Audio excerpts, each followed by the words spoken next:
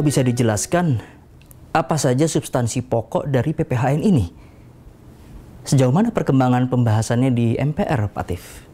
Substansi dan pokok-pokok haluan negara ini sedang dibahas di Badan Pengkajian MPR RI. Ya. Insya Allah akhir tahun 2021 ini sudah terlihatlah ya, draftnya itu sudah kelihatan. Ya, pembahasan ini melibatkan banyak kalangan. Di samping daripada unsur utamanya adalah perwakilan fraksi-fraksi partai-partai di MPR RI, kelompok DPD, kami juga melibatkan pakar-pakar, ya, profesor, doktor dari perguruan tinggi, sesuai bidangnya tentunya. Ya. Nah, tokoh-tokoh yang banyak terlibat juga dalam masyarakat kita ajak bicara, budayawan, sejarawan, seniman, pengamat, dan sebagainya lah. Ya. Saat ini di Badan Pengkajian MPR RI, tim ini menyusun dibagi ke dalam 5 kelompok bidang. Kelompok 1 itu bidang ideologi dan politik, kelompok 2 itu bidang agama dan integrasi tahap-tahap MPR RI, kelompok 3 itu bidang hukum, pertahanan dan keamanan, dan kelompok 4 itu bidang sosial dan budaya, dan kelompok 5 itu adalah bidang ekonomi. Pembahasan di masing-masing kelompok di bidang masih berlangsung ya, itu yang bisa saya sampaikan. Nanti akan dilanjutkan di tim perumus dan akan diajukan di dalam rapat pleno untuk disepakati bersama. Ya tentu di situ akan hadir pimpinan MPR RI seluruhnya. Lalu nanti itu dasar hukum sebagai pijakan dari PPHN itu apa, Pak Atif? Apa sudah disepakati? Ya, aspek legalitas di pokok-pokok haluan negara ini tentunya ini hal yang penting ya. Pertama harus didudukkan dulu ya. Jadi sebab sebelum kita menuju melangkah ke aspek-aspek kelayakan berikutnya, tanpa adanya landasan status hukum ya PPHN ini tentu maka semuanya tidak akan berarti apa-apa. Ada beberapa alternatif ya yang diusulkan ya. Di antaranya adalah misalnya alternatif pertama nih. Idealnya sih ya, idealnya Undang-Undang Dasar tuh, itu dasar hukumnya. Undang-Undang Dasar Negara Republik Indonesia 1945 tinggal menambahkan sebetulnya satu ayat saja pada pasal 3 Undang-Undang Dasar 45 ini yang berbunyi begini, MPR berwenang mengubah dan menetapkan PPHN. Cukup gitu, terbatas ya. Ini kalau ada amandemen terbatas, ini rata-rata setuju ya, fraksi saya perhatikan begitu.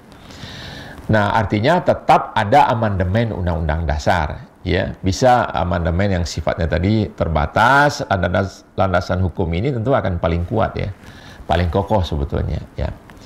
Nah, alternatif keduanya kita menggunakan landasan hukum TAP MPR RI. Nah, tapi kalau kita menggunakan landasan hukumnya adalah TAP MPR RI, ini juga akan berimplikasi ya kepada penambahan atau perubahan dari pasal 24C ayat 1 Undang-Undang Dasar Negara Republik Indonesia tahun 1945 ya, tetap ada amandemen ya satu ayat itu.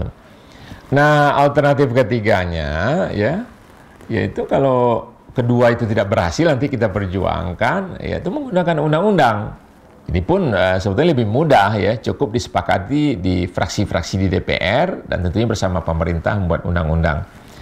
Hanya kelemahannya jika kita memakai undang-undang sebagai landasan hukum ini potensinya kan rawan ya untuk digugat dalam bentuk judicial review nanti ke MK.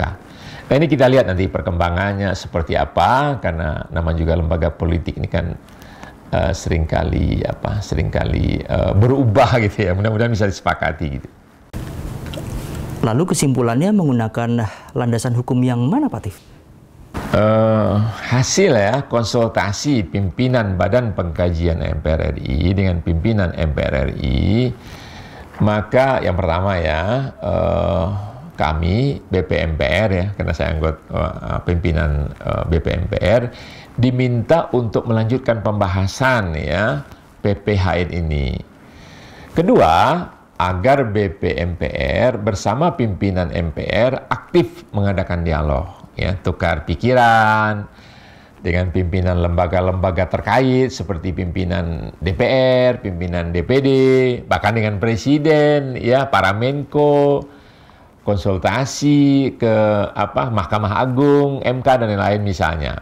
Nah, yang ketiga adalah soal dasar hukum dari PPHN ini. Nanti akan dibawa ke sidang umum MPR tentunya. Nah, tentunya dalam hal ini akan ada persidangan, akan diperjuangkan. Ya, tentunya yang prioritas pertama adalah amandemen terbatas pasal 3 tadi yang disampaikan. Kalau ini disepakati, selesai sudah. Jika alternatif pertama ini ditolak, maka kita akan usulkan dalam bentuk TAP MPR RI gitu. Dan jika ini pun nggak lolos misalnya di sidang umum, ya mau nggak mau kita tentu akan mengambil alternatif yang terakhir, yaitu menggunakan undang-undang.